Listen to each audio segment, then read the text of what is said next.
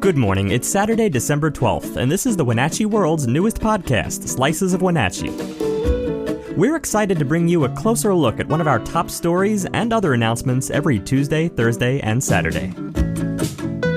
Today, we're focused on 3 businesses that made their debut amid pandemic. Today's episode is brought to you by Equilus Group Incorporated. Equilus Group Incorporated is a registered investment advisory firm in the states of Washington, Oregon, and Idaho. Equilus Group Incorporated, building your financial success. Learn more at equilusfinancial.com, member SIPC and FINRA. And before we begin, do you want to share your home's holiday light display with the Valley? You can add your festive decorations to our interactive map by visiting wenatcheeworld.com/holidaylights.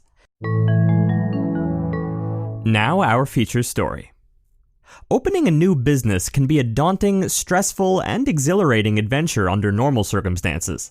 Imagine adding a pandemic and a set of debilitating and ever-changing restrictions that come with it into the mix. Not exactly an ideal recipe for success. But Green Motion e-bikes, My Little Valley Customs and Tattoos, and Yarnbird were all poised to open their doors in the spring, armed with startup financing, business plans, and in some cases, lease agreements. The shutdowns ordered in March changed their opening dates, but not their willingness to move forward. Aaron Woodhead and co-owner Kelly DeLong opened Green Motion e-bikes in the spring, and then got shut down for 2.5 months. Woodhead said it was like the worst possible timing. But surprisingly, the e-bike industry as a whole took off. Woodhead has been a self-described YouTuber for the past 10 years, getting paid by vaping companies to promote the use of electronic cigarettes and other vaping pens as a way to quit smoking cigarettes. He felt making the transition from e-cigs to e-bikes was a natural one. Here's the backstory on that transition. All right, so as a lot of you know, the other channel that I've had for about 10 years was actually based around e-cigs. About 10 years ago, I was able to quit smoking after 20 years, and I got so excited about that, I felt so much better that I felt like this is something I had to share with people. Nothing had ever worked for me before, the patch, the gum, cold turkey, none of that. And then when I found my first e-cig, ordered that for my wife and I at the time, I was actually able to quit the first day I got that. So anyways, that was something I felt like was a healthier alternative for me. And then 10 years later, when I got into the e-bikes, it just seemed like a natural progression. I was feeling better, had better lung capacity, and it just seemed like going from e-cigs to e-bikes was going to be that next level of a healthier, more productive lifestyle. And so I definitely wanted to start a channel and bring that to you guys as well. Woodhead said e-bikes at other stores can run as high as $10,000, but at Green Motion, e-bikes run from $699 to $1,500.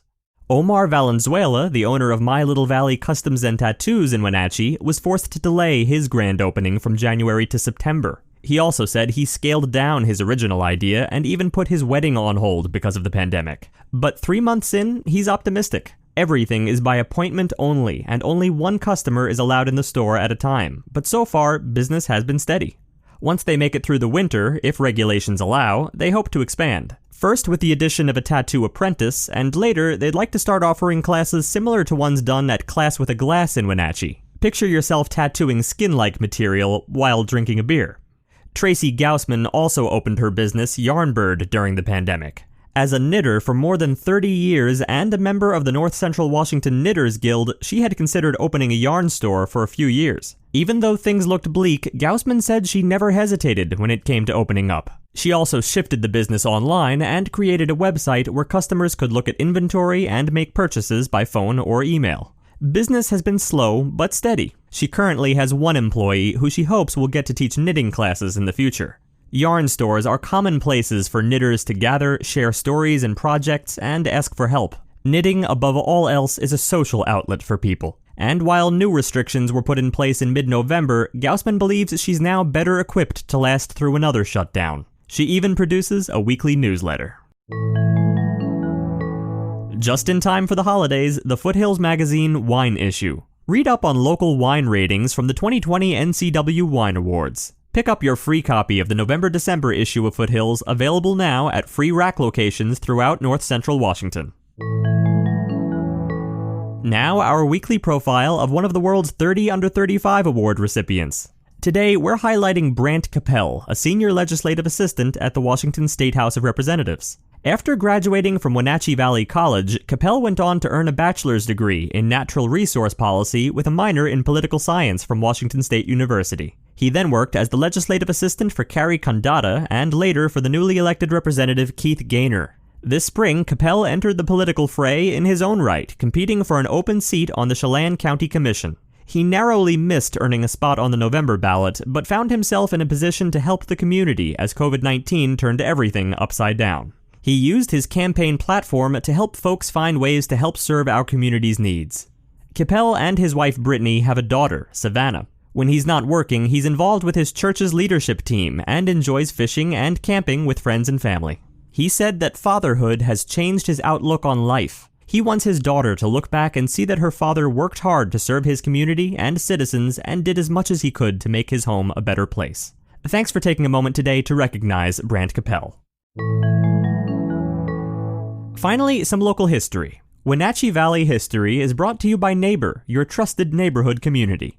Neighbor is a free online forum you can trust to connect with your community, focus on facts, and make a difference. Join the conversation. Visit wenatcheeworld.com/NABUR. Wenatchee is sometimes referred to as the buckle of the power belt of the Great Northwest. It's a metaphor for the hydroelectric dams on the Columbia River. The Rock Island Dam was completed in 1933, and it was the first on the main stem Columbia River. Thanks for listening. We'd also like to thank our sponsor again, Equilus Group Incorporated, a registered investment advisory firm in the states of Washington, Oregon, and Idaho. The Wenatchee World has been engaging, informing, and inspiring North Central Washington communities since 1905. We encourage you to subscribe today to keep your heart and mind connected to what matters most in North Central Washington. Thank you for starting your morning with us, and don't forget to tune in again on Tuesday.